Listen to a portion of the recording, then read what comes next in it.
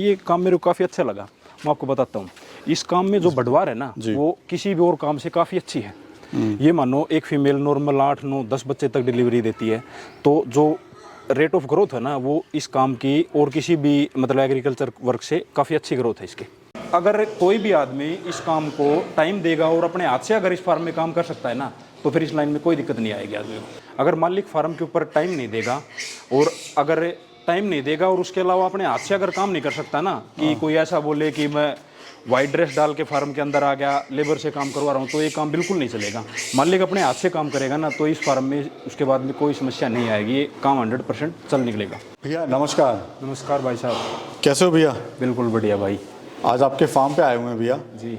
थोड़ा सा अपना और अपने फार्म का परिचय दीजिए। मेरा नाम विकास गहलावत, झज्जर डिस्ट्रिक्ट हरियाणा का मैं रहने वाला हूँ और मेरे फार्म का नाम है ब्रोदर्स लाइफ स्टॉक। भैया इसके पहले आप क्या कर रहे थे वो भी बताइए हमारे दर्शकों को। इससे पहले मैंने अपनी एजुकेशन कंप्लीट की थी, उसके बाद में मैंने कुछ टाइम टीचिंग किया था और साथ साथ अपना एग्रीकल्चर भी कर रहा था। बाद में मैं इस बिज़नेस के ऊपर आया था। और मैंने सुना आपने काफ़ी डिग्रियां करी हुई हैं। जी, मैंने बीएससी भी की है, बीएड किया था उसके बाद में, और एमए भी किया था सर। तो इतनी सारी डिग्री करने के बाद आप इस लाइन में कैसे आए? आपको गवर्नमेंट जॉब भी मिल सकती थी, आप कुछ आगे अच्छा कर सकते थे। नहीं, एक्चुअली गवर्नमेंट जॉब जो चाह रहे थे वो हमको मिला नहीं। उसके बाद में फिर मैंने गवर्नमेंट जॉब से अपना मतलब मुंह हट गया था, और उसके बाद में मैं फिर धीरे धीरे देखते देखते इस काम के ऊपर आया था। मैंने अपनी रिसर्च की थी, तब जाके मैं इस काम के ऊपर आया था। अच्छा काम लगा मेरे को। अगर मैं आपसे पूछूं अभी कि अगर आपकी गवर्नमेंट जॉब उस टाइम लग गई होती, वो अच्छा था कि ये अच्छा है? नहीं, अगर उस टाइम लग जाती तो बात अलग थी, लेकिन अगर आज की बात करें तो ये उससे काफ़ी ज़्यादा अच्छा काम है। वो ऐसा क्यों सर? एक तो सर देखो, खुद का काम है, न ज़्यादा इधर उधर की कोई टेंशन है। अपने और भी बाहर के कोई काम होते हैं वो भी साथ में मैनेज कर लेते हैं। जॉब का तो ऐसा है, फिर वो 9 to 5 फिक्स है, उनका टाइम है। इसमें सर सुकून है उसके बजाय काफ़ी अच्छा, तो इसमें फिर सब चीज़ें हैं। तो भैया कितने टाइम हो गया आपको इसको करते हुए? सर मेरे को अब आने वाले अक्टूबर में पूरे 5 साल हो जाएंगे। और कितने एनिमल्स आपने शुरुआत करी थी? मैं शुरुआत में 10 प्रेग्नेंट फीमेल लेके आया था, और उसके बाद में एक मेल लेके आया था। 10 + 1 11 से मैंने शुरुआत की। और खर्चा आपको कितना आया था इसमें? खर्चा मेरा एनिमल की कॉस्ट का था, वो लगभग ये मानो 2 से 2.5 लाख रुपए के बीच में एनिमल की कॉस्ट आई थी। तो कितना मतलब शेड पे कितना खर्च किया, एनिमल पे कितना किया आपने, बैकअप वगैरह में? क्योंकि ये सवाल मैं इसलिए पूछ रहा हूँ, जो हमारा नया फार्मर काम स्टार्ट करता है वो बजट को सही तरह से डिवाइड नहीं कर पाता है, और जबकि बजट डिवाइड करना बड़ा ज़रूरी है। तो फार्मर कहाँ कितना बजट किस पे डिवाइड करे? देखो, मेरा मानना ये है, लगभग आप 40% पैसे तो आप पोस्ट कंस्ट्रक्शन के ऊपर अपना यूज़ कर सकते हो। उसके बाद में 20 से 25% पैसे आप एनिमल परचेज में लगा सकते हो, और बचा जो 40% के करीब पैसा है ना, वो आपको फीड के लिए, इनको खिलाने पिलाने के लिए आपके पास रहना बहुत ज़्यादा ज़रूरी है। क्योंकि सबसे ज़्यादा जो इनका खर्चा है ना वो खिलाने का ही होता है, जो रनिंग में आपका कंटिन्यू चलेगा। जी भैया, शुरुआत में इसमें आपको समस्याएं क्या क्या आई थी? देखो, समस्या तो इस लाइन में इतनी ज़्यादा बड़ी कोई समस्या नहीं आई थी मेरे को, क्योंकि मैंने ये काम करने से पहले बहुत सारे फार्मों को विजिट भी किया था और अपनी खुद की रिसर्च भी की थी। काफ़ी मैं पुराने अनुभवी फार्मों से भी मिला था, तो डॉक्टर के साथ भी मैंने डिस्कस किया था। तो उसके बाद में मैंने ये काम शुरू किया था, गवर्नमेंट से ट्रेनिंग भी लिया था, तो कोई ज़्यादा समस्या नहीं आई। वैसे मैं आपको बताऊँ, काफ़ी स्ट्रॉन्ग एनिमल है ये, तो नॉर्मल छोटी मोटी इन्वायरमेंट की कंडीशन जो होती है उनसे अपने आप ही मतलब अच्छे से हैंडल कर लेता है। ज़्यादा इसमें कोई इस तरह की समस्या आने वाली बात है नहीं। भैया जब भी वीडियोस देखते हैं लोग यूट्यूब पे इस तरह की, तो लोग कमेंट भी करते हैं कि ये तो सब झूठ बोलते हैं, ये अफवाह है। कुछ लोग करते हैं ऐसा, कुछ लोग नहीं करते हैं ऐसा। मैं सभी के लिए नहीं कह रहा हूँ। तो इसमें बिजनेस में कितनी सच्चाई आपको लग रही है? देखिए सही बताइएगा, क्योंकि वीडियोस को देख के लोग फार्म खोलते हैं, नुकसान होता है तो फिर बहुत ज़्यादा मन दुखता है कि भाई किसी की वीडियोस को देख के इस तरह से नुकसान हुआ। देखो, मैं आपको एक बात बताता हूँ, ये काम है ना हर आदमी के लिए नहीं है। जो आदमी इस काम में अपने खुद से फार्म के अंदर घुस के अगर अपने हाथों से काम कर सकता है, सफाई कर सकता है, फीड डाल सकता है या डिलीवरी करवा सकता है, जो भी काम है अपने लेबर के ऊपर डिपेंड ना होकर अगर खुद काम कर सकता है, और फार्म को अगर डेली बेसिस पे अगर आदमी टाइम दे सकता है और अच्छे मैनेजमेंट के साथ अगर ये काम करेगा ना, तो ये काम 100% सक्सेसफुल है फिर उसके बाद में। तो भैया फार्म क्यों बंद हो जाते हैं फिर, ये बताइए? नहीं, फार्म बंद होने के पीछे देखो 2-3 सबसे बड़े कारण हैं। एक तो जो मैनेजमेंट का इशू रहता है, मालिक टाइम नहीं देता अपने फार्म के प्रति, कहीं और जॉब कर रहा है, कुछ और काम कर रहा है, फार्म के ऊपर टाइम नहीं देगा ना, लेबर के सहारे ये काम बिल्कुल नहीं चलेगा। और दूसरा, जो आदमी बजट की प्रॉपर प्लानिंग नहीं करता है ना, उसके कारण भी ये फार्म फेल होने का एक सबसे बड़ा एक कारण है। तो बजट की प्लानिंग फिर कैसे करें? बजट की आप आज के हिसाब से मैं आपको अगर एक लाइन में इस बात को समझाऊँ ना, तो एक फीमेल का 1 साल का लगभग ये मानो आप 1.25 लाख रुपए के करीब खर्चा है, जिसमें उस फीमेल का या उसके बच्चों को तैयार होने में वो दोबारा वो क्रॉस हो जाएगी और दोबारा उसके बच्चे आ जाएंगे। तब तक वो पहले वाले बच्चे मार्केट में रेडी टू सेल होते हैं ना, तब तक फीमेल दोबारा डिलीवरी दे देती है। तो उसके बच्चों का और आने वाले नेक्स्ट जो उसके बच्चे हैं उनका टोटल मिला के 1 से 1.25 लाख रुपए खर्चा पड़ता है। तो उसी हिसाब से आप एडजस्ट कर सकते हो कि 10 फीमेलों की डिलीवरी करवानी है, 15 की करवानी है, उसी हिसाब से आप अपना बजट रख के चलिए।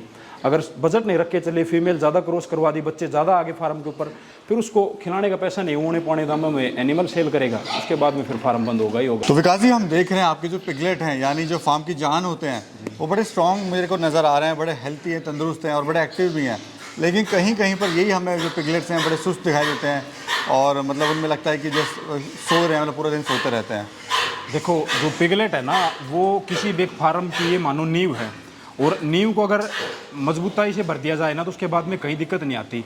तो जो बच्चे हैं ना, इसके पीछे 2-3 कारण सबसे बड़े हैं। एक तो मैनेजमेंट मान लो, क्योंकि अगर बच्चे को अच्छे तरीके से, गिल्ले से, सूखे से, अच्छे इन्वायरमेंट दिया जाए तो बच्चा अच्छे ग्रोथ करता है। इसके अलावा एक प्रोडक्ट जो मैं यूज़ कर रहा हूँ, सेवरल कंपनी का मिल्क रिप्लेसर, उसका मेरे को बहुत बेहतरीन रिजल्ट लगा।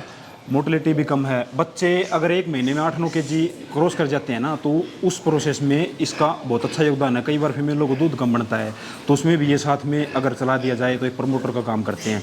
बच्चे एक बार नींव अच्छी रख दी तो उसके बाद में फिर कोई दिक्कत नहीं है। सर, अपने जो बच्चे आप तैयार कर रहे हो जी, उनको विनिंग तक लाने में क्या क्या आप खिलाते हो?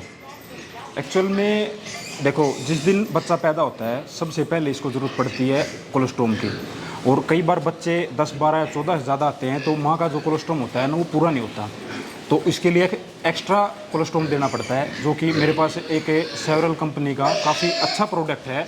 मैंने इसको बहुत यूज़ किया है, काफ़ी जेन्युइन रिजल्ट है। अगर वो शुरुआत के 24 घंटे 36 घंटे के अंदर बच्चे को मिल गया ना, तो ये मानो बच्चा सर्वाइव कर जाएगा। अगर कोलेस्ट्रॉम की मात्रा पूरी नहीं हुई ना, तो बच्चे का सर्वाइव करना ही बहुत मुश्किल हो जाता है। और इसके बाद में 3-4 दिन बाद में हम इसको साथ में मिल्क रिप्लेसर भी ऐड ऑन कर देते हैं। माँ का दूध तो साथ साथ चल ही रहा है, उसके साथ में अगर हम इसी सेवरल कंपनी का अगर मिल्क रिप्लेसर भी देते हैं तो वे ग्रोथ प्रोमोटर का काम करता है, बच्चे मोटिलिटी को कम करता है। और बच्चा अगर 1 महीने में इसकी मदद लेके 8 kg तक अगर पहुँच गया, तो उसके बाद में बच्चा 100 kg तक बहुत ईजीली तैयार हो जाएगा। इसके बाद में जैसे दूध के ऊपर बच्चा, ये मानो अब 8 दिन से 12, 14, 16 दिन तक दूध के ऊपर रहता है, और उसके बाद में जैसे जैसे हम करीब फीड पे लेके आते हैं, अपना स्टार्टर फीड देते हैं, फीड में अपना खुद का बनवाता हूँ, तो उसके साथ भी मैं जो ये इसी कंपनी का पिगलेट HP नाम से जो आता है, वो मैं फीड के साथ मिक्स करके देता हूँ। एक तो इसका काफ़ी अच्छा तो टेस्ट है, काफ़ी अच्छी इसकी स्मेल है, तो बच्चे इसके साथ लग के फीड को बहुत जल्दी अडोप्ट कर लेते हैं और ग्रोथ के ऊपर निकल पड़ते हैं। सर, ये जो कंपनी है सर्वल, जिसका आप ये प्रोडक्ट ले रहे हो, जो आप खिला रहे हो अपने एनिमल्स को, ये क्या सपोर्ट करती है आपको? नहीं, स्पोर्ट के बारे में बताता हूँ। 1-2 बार मेरे को समस्या आई इसको मिल्क रिप्लेसर को लेके, तो मैंने उनकी टीम के साथ डिस्कस किया, तो काफ़ी अच्छे तरीके से उन्होंने मेरे को समझाया भी कैसे यूज़ करना है, उसके बारे में भी कुछ उसने नई नई टेक्निक के बारे में भी बताया। और जो भी समस्या आती है हमें हर बार अच्छा रिजल्ट ही मिलता है वहाँ से, जब भी उनके साथ हम कॉन्टैक्ट करते हैं। सर, ये जो सर्वल कंपनी का मिल्क रिप्लेसर है जी, इसको देना कैसे होता है, कितनी बार देते हैं, उसको कैसे मिक्स करते हैं, थोड़ा जो प्रोसेस है वो समझाइए दर्शकों को, किस तरह से इसको आप देते हो? एक्चुअल में इसकी जो मात्रा है ना, वो 1 लीटर पानी में 180 ग्राम की इसकी डोज है। सबसे पहले पानी को गुनगुना कर लेते हैं और उसके अंदर इसको डाल के इसके पाउडर को, और बिल्कुल नॉर्मली ये बहुत अच्छे से मिक्स होता है, और इसकी जो स्मेल आती है ना, वो भी बहुत अच्छी आती है। जो कि ये देखो, जो ये एनिमल है ना, ये स्मेल के ऊपर सबसे ज़्यादा अट्रैक्ट होता है, और इसमें अच्छी स्मेल आती है ना, तो ये मानो बच्चे इसके ऊपर दूसरे दिन, चौथे दिन से इसके ऊपर आना शुरू हो जाते हैं और अपनी ग्रोथ को स्पीडली पकड़ लेते हैं। यानी बनाना बड़ा आसान है? हाँ बिल्कुल, बनाना बहुत आसान है। रेडीमेड आया, आपको निकालना है, गर्म पानी करना है, गर्म पानी के अंदर डायरेक्ट इस पाउडर को डाल दिया और ये तैयार हो गया। जी, बस इतना सा काम है इसका।